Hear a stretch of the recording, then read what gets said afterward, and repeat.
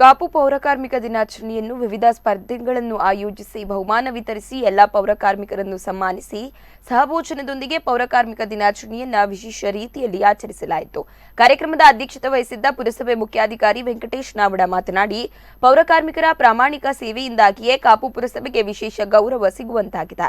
ಪೌರಕಾರ್ಮಿಕರನ್ನ ಗುರುತಿಸಿ ಗೌರವಿಸುವುದು ನಮ್ಮೆಲ್ಲರ ಕರ್ತವ್ಯವಾಗಿದೆ. ಕಾಪು ಪುರಸಭೆಯ ಪೌರಕಾರ್ಮಿಕರು ಕೊರೋನಾ ಸಂದರ್ಭದಲ್ಲಿ ನೀಡಿದ ಸೇವೆ ಸ್ಮರಣೀಯವಾಗಿದ್ದು, ಪೌರಕಾರ್ಮಿಕರಿಗೆ ಸಿಗುವ ಎಲ್ಲಾ ಸೌಲಭ್ಯಗಳನ್ನು ದೊರಕಿಸಿಕೊಡುವ ಪ್ರಯತ್ನ ಮುಂದುವರಿಯಲಿದೆ ಎಂದರು.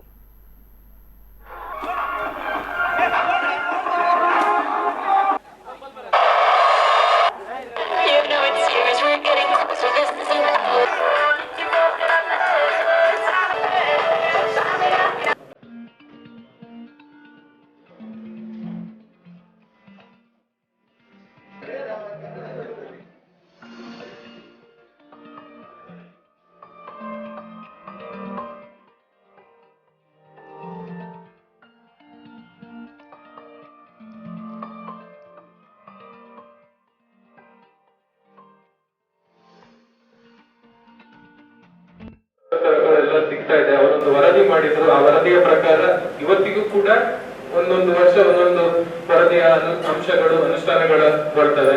ಈಗ ತಮಗೆ ಗೊತ್ತಿರಬಹುದು, ತಮಗೆ ಎಲ್ಲ ಪೌರ ಕಾರ್ಮಿಕರುಗಳಿಗೆ ಬಹಳಷ್ಟು ಕನ್ಫ್ಯೂಷನ್ ಇದೆ.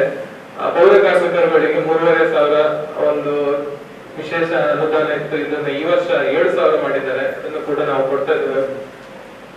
ಒಳ್ಳೆಯ ಲ್ಯಾಂಡ್ಸ್ಕೇಪಿಂಗ್ ಇದೆ. ಸೊ ಸ್ವಚ್ಛ